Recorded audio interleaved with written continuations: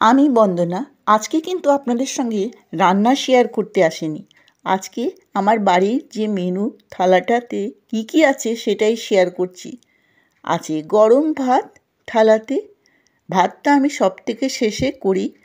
ঝরঝরে গরম ভাত না হলে কিন্তু কারোরই চলে না। এরপর আছে পেঁতো শাকের চচ্চড়ি, আলু বেগুন দিয়ে শুকনো লঙ্কা মেথি ফোড়ন দিয়ে এটা বানিয়েছি। দারুণ লাগে খেতে, কিন্তু আপনারাও নিশ্চয়ই বানান।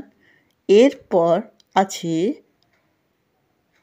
সেদ্ধ ডাল, সেদ্ধ মুসুরের ডাল কিন্তু সবারই খুব প্রিয়। এটাকে আমি দুবার ধুয়ে ভিজিয়ে রেখে তারপর কুকারে দিয়ে সেদ্ধ করে নিয়েছি। তার মধ্যে অবশ্যই কাঁচা লঙ্কা বেশি করে দিয়ে উপর থেকে সর্ষের তেল আর একটু ঘি দিয়ে নাড়াচাড়া করলেই হয়ে যাবে। আর আলু বড়ির ঝোল, বাড়িতে বানানো বড়ি, আলু বড়ি, তার মধ্যে কিন্তু ধনে গুঁড়োটা একটু বেশি আছে। এই যে বাটিটা এসে গেল মাংস আলুর ঝোলে, এইটাতে এই বাটিটা কিন্তু ডালকে ঢেকে দিল। সত্যি কথা, এই মাংসর ঝোল থাকলে এই ডাল আর এই আলু বড়ির ঝোল কিন্তু কেউ খাবে না। তবে আমার ছেলে মাটন খায় না, সেই জন্যে এতগুলো পদ করতেই হলো।